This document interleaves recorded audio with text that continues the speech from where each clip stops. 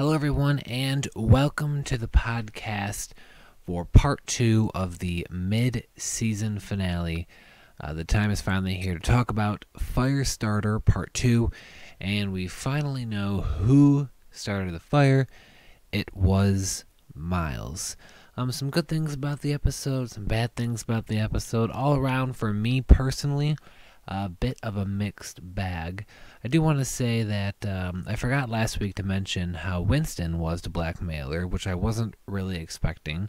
And of course, that came into play in tonight's episode when Winston and Frankie were involved in trapping Zoe and trying to get her to confess while the fire that Miles started was going on all around them.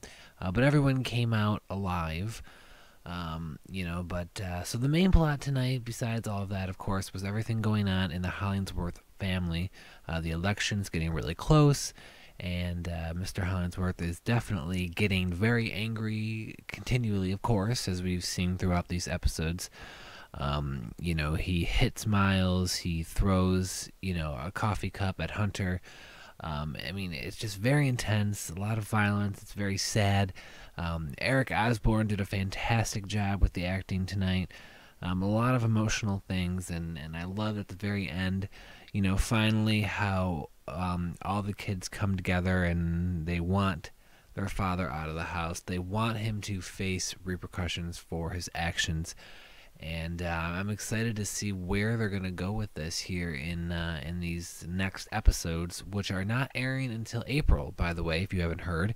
Degrassi is on hiatus now for the new show Open Heart to take over, which premieres next week. Becky got a little bit of time in tonight's episode. She got to fill in for the Power Cheer team due to Zoe being, of course, quote, kidnapped, unquote. So that was nice to get to see her have a chance for a bit of redemption, for her character and something positive and nice.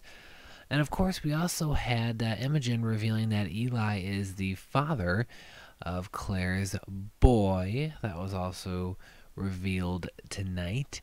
And of course, Eli doing everything he can now to step up and be a father. Claire seems to still be very hesitant about letting Eli completely back in her life. And, she has a lot going on. She doesn't know really what to expect. So all in all, a lot going on in this episode. Like I said, I just feel like the whole election storyline, with the Hollingsworth family has just been going on now for so long, but it's definitely getting down to, the wire now. So, I do like the direction they're at least taking it in, with all the kids now finally together, on this front, and we'll see if they can convince Mom to, maybe get their father to change his ways.